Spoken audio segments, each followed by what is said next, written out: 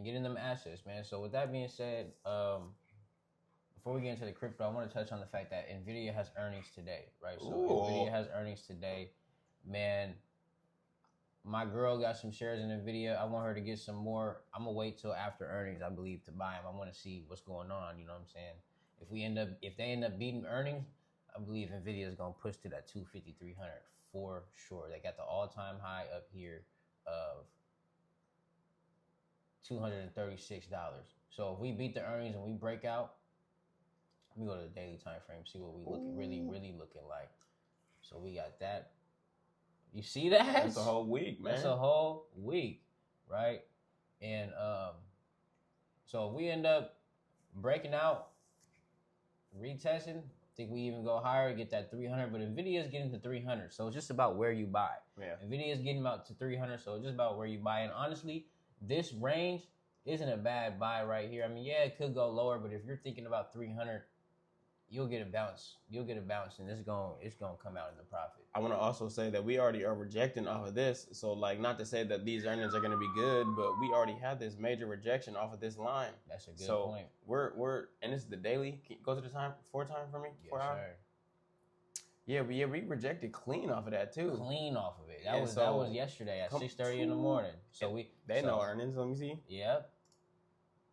Oh yeah. Today, so it's gonna be, I believe, we gonna watch that. 3. It's after market closes at 1:50 p.m. or something like that, 2 o'clock or something like that. For the people who don't know what earnings are, these companies on the stock market, they have to report what they make, what they spent their money on, what the revenue is looking like, everything with the numbers in the back end of the business every 3 months. That helps us as investors get that knowledge. Say, do we want to continue to invest? Do we want to sell? Whatever the case is. Usually, you know, the institutional investors, they move this the most. So as soon as we get that answer, you guys will see. If you guys are willing to watch, you guys will see and look at it yourself.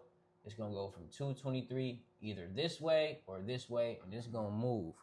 It's gonna move a lot. So real quick, I'm gonna see how much percent it is. Yeah. From where we are now to that all-time high. That's only 6%. That's only 6%. And another thing too is Nvidia makes up 8% of the S&P 500. So if this moves up to the upside, we know that this is moving up to the upside. If this moves down to the downside, then that also indicates that we'll get that bearish movement down to the downside with SPY. But that's Nvidia got earnings, so just want to let you guys know that. I'm about to go. I just heard the dryer or the washer. I'm about to go get it real quick. Yeah, man. Also looking at this, we comparing in this chart right here, and we go to the SPY. We see the same thing happening. We had this clean rejection off of this line, off of this support level, and we rejected clean off of it. We go back to Nvidia. The same thing happened. A little bit of sideways movement on the 4 hour, but we go to the daily. Man, clean rejection, bounce right up. Shit is crazy, man. It get like that too, mind you. Just like Fisher Go Getter was saying too, we have a gap with this that needs to be filled, man. Look at this big gap right here. We gotta fill this gap, and that is coming soon. I hope. I'm hoping price can come back down there, because then it creates another buying opportunity for not only me but you talking about right top here? tier investors. I was talking about this gap right here. Oh yeah. Just off the simple fact that we ain't touched it yet, and that's kind of what I'm looking forward to. Right here, that's only 10% too, right? So that could be in the next week or two. And you know how Trump be doing it on Fridays, he be turning up, and so the market reflects on that. So we see that reflection on that Sunday. Market Asia session open, and I was just comparing the fact that both of these rejected off of this support right here and shot straight up. Now we're kind of like getting to the top of this range within the SPY. We go to the 4 hour, you're top of this range, Nvidia. We're in like the middle of the range, but it's the same chart. It looked. The last recent candles looks the same. Yeah. Yeah, I'm good with the stocks, man. Oh, good. Go ahead. Hold on. Talk about that. Where's that? Sofi? Yeah, where's that at? Right here. Come on. Let them know, brother. Once again, for the people who looking to get into something a little cheaper, right? To maybe making a little bit more bang on their buck. This is a riskier investment, a smaller cap company, right? But honestly, I had put this in the Discord the other day. That's why you need to stay tuned and join the Discord. Right here, we always talk about support. We always talk about demand levels. Right here, last time we got to this level, right, of 1492, and we bounced up. We ended up rising, coming back to it. And when we got to it again, we ended up going from this level all the way back up to 20, right, which is a 34% gain, 35% gain, right? So history doesn't always repeat itself, but it often does rhyme. I already have shares invested in the Sofi. This chart usually moves pretty solid, right? So when I was looking at it get towards this area again, I saw the indication that, hey, this is definitely a good buy signal. We haven't been at this level since March 2026. It's been a few months now. Last time we got to this level, we ended up going right back up to the upside. So you got a 30%, a 35% gain on the table, right? But like I said, I'm a long-term holder, right? So 20% is the first target, but we're going back up to this $30, right? And if you want to go back up to the other all-time high, that's 119% to where we are now, right?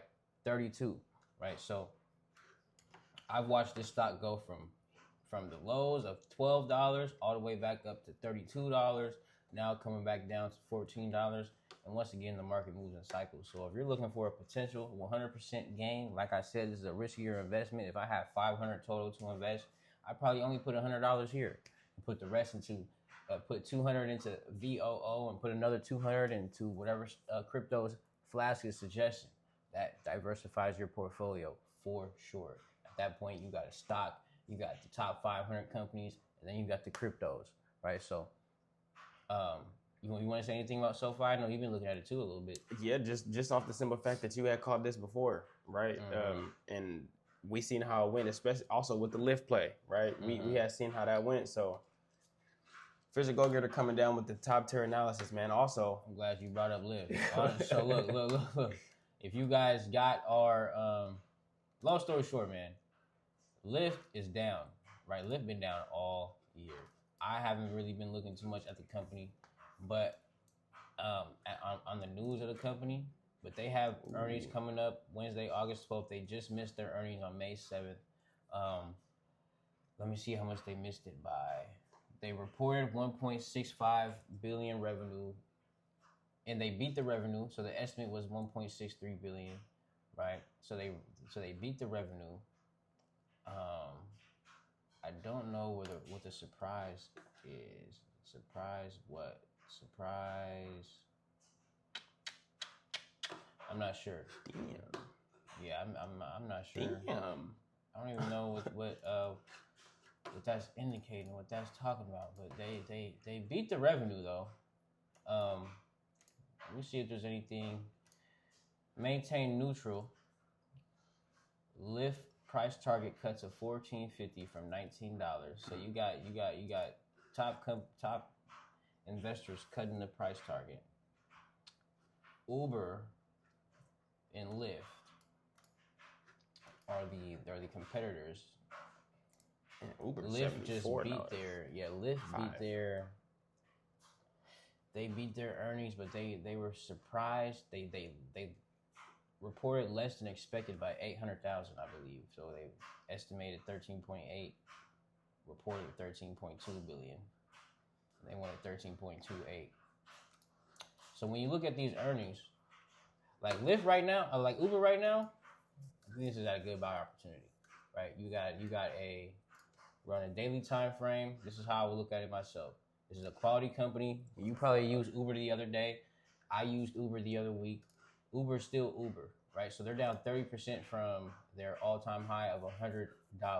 So if they're down this much, and let's see, February they had a bounce all the way up from 68 to 79, $80. Let me see. It's a cool little resistance right there. Now we're at $74. Super chop zone. You're in a super chop zone with Uber. But honestly, if you get back down to that 68 level to support, that'd be a good buy opportunity. Last time we got there, March 26th, we ended up. And then honestly, let's look at this. This is another support level. We just bounced off of it. So Uber may be testing that $78. If we break, you'll be getting that upside. So if you end up wanting to wait for the break, or if you end up getting in before the break from $70 to $100, that's a 30% gain as well. Plus Uber is going to continue to grow. Eventually, they're going to be a $200 stock. 1337. Eventually, Uber is going to go back to. Lyft is going to go back to that 25, 20 plus.